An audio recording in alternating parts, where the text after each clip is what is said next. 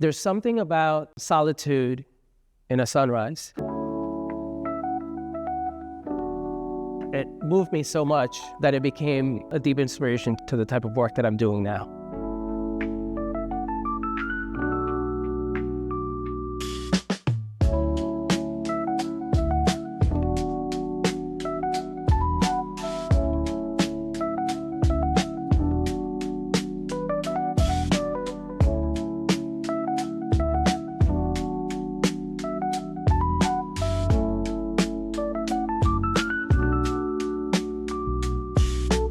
My name is Acosta.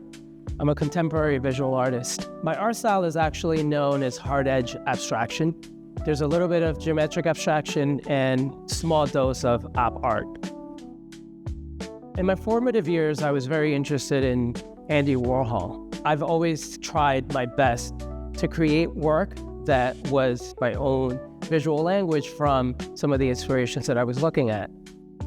I'm utilizing this small figure to almost be like a reflection of myself. So I sometimes call these, they might be like a self-portrait, and I'm almost speaking to myself when I'm creating them. So I'm always reflecting on what times I'm going through. I showed work all around New York City. I became part of a collective, and through that collective, we were involved with a lot of very interesting projects. But the pandemic brought me to Long Island. When I got to Long Island initially, I felt a disconnect from all my inspiration in New York City. So I was talking to a mentor of mine, and he said, why don't you embrace where you are? So I found myself taking meditative walks on the Sound. I wasn't really essentially purposely looking for inspiration. I was just clearing my mind. I would get back to my empty studio and look at my empty walls, and I found myself just drawing horizon lines. I didn't really know where it was coming from at the time. The connection was made when I experienced one of the most beautiful sunrises that I had ever seen. What I do is I create very thin strips of the tape, and I cut them with a straight edge to ensure the lines remain straight. And this thinner piece of tape allows me the flexibility to go around curves easily. Initially, I was creating these paintings that felt like they were my point of view of what I was experiencing. When I would step back, I would think about, everyone outside of what I was experiencing that I wanted to bring into what I was looking at. So there was this one painting that happens to be the painting that was acquired by the Long Island Museum. That was my first painting ever produced in the studio. When I was creating it, I took a step back and I was looking at it, and I took a palette knife, and I approached it slowly, and I just made a mark, a simple mark. When I stepped back, it felt like it was a figure standing in a vast world that I had created for it. It expressed my feeling of where I was at that time. Not as easy as it seems. It starts to get messy. So I put as much attention and work into making sure that my borders are nice and finished.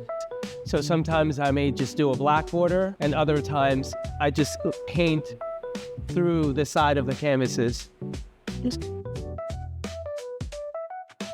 So this painting here was actually like a gigantic mural. It started with a big piece of canvas stapled to the wall. I painted it all as one, and then I worked on the composition of each one before I divided them. Working with museums, institutions, to me was very important. I think that's one of my biggest accomplishments, and the fact that one of my paintings is now in the permanent collection of the Long Island Museum.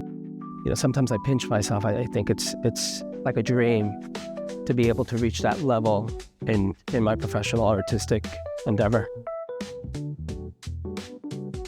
I wanted to be like the Tom Ford of art on how I present my work, and the high-end feel that you get when you look at a luxury product is a similar feeling that I want to express with my work. I never see my works as products, but they're a reflection of myself. And I want to put my best self out there with every single work that I create. And that's why they're like meticulously painted and planned out. I don't want to say non-messy, but because the work may evolve into something a little bit different, but very hard edge and clean. Fortunate enough to have an extremely supportive wife. You know, she gives me the wings to fly and really pursue my dream. Another important aspect in terms of support is that you have to find mentors. And I think building community is extremely important because it helps strengthen the support system. So having mentors and mentees to work with, it's very inspirational. And I think it builds a pretty solid foundation when it comes to support.